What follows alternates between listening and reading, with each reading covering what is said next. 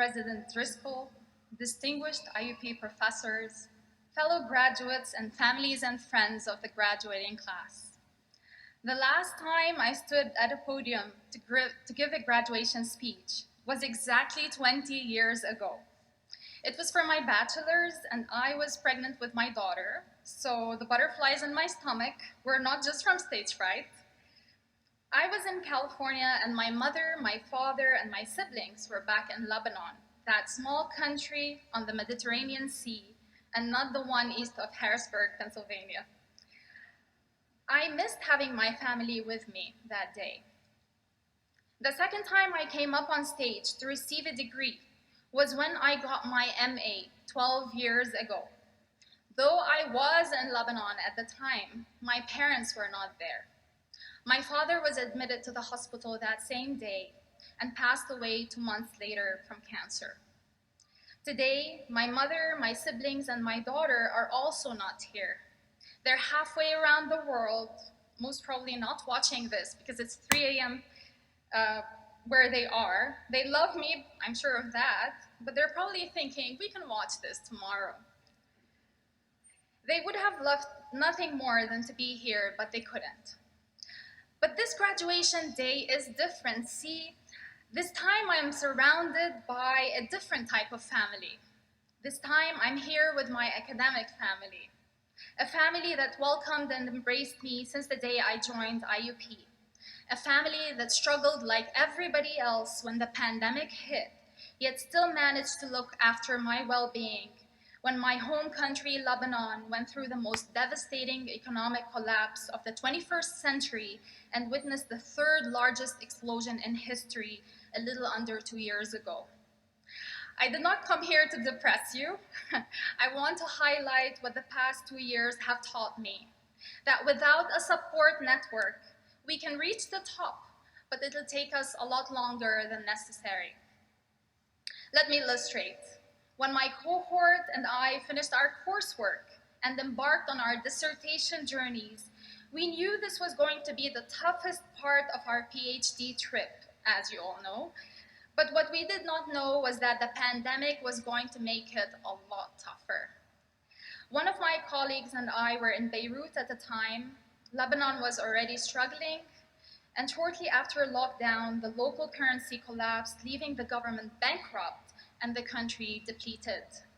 We barely had 2 hours of electricity a day and no running water. On August 4, 2020, the port of Beirut exploded, taking out half of the city with it. For my colleague and I, that meant dealing with trauma while going through research hell. No electricity meant no access to data, to participants, and to literature. Many of the participants we had planned on interviewing for our dissertation studies were preparing to leave the country in search for a safer life elsewhere. But one thing we had was each other. We created a support network of 2 people, and we checked in on each other every single day. We cheered each other on, we cried together, we complained when I could not find cocoa powder anywhere so I can bake a chocolate cake for my daughter on her birthday. We dreamt of the day we could return to the US and purchase decent deodorant. But most importantly, we pushed each other forward, and today, less than 2 years after beginning our dissertation work, my colleague Nadia and I are both getting hooded. And along with other members of our cohort, we were able to successfully complete an already grueling journey and emerge unscathed, well, to some extent, with a lot of bumps and bruises. So what I'm trying to say here is that power is in numbers, regardless of how small this number is. 2 is more than 1, and 10 people are capable of accomplishing a lot more than each can do alone, so look around you. This graduating class has so much more in common than we think. We've made it through one of the most trying periods in our lives. We survived a pandemic, and we were able to finish a PhD while at it. A small thing on the side.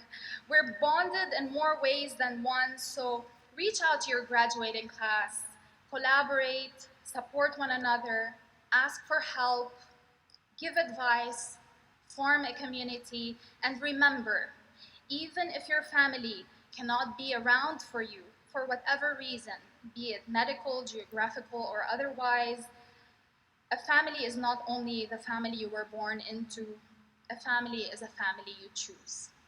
Thank you.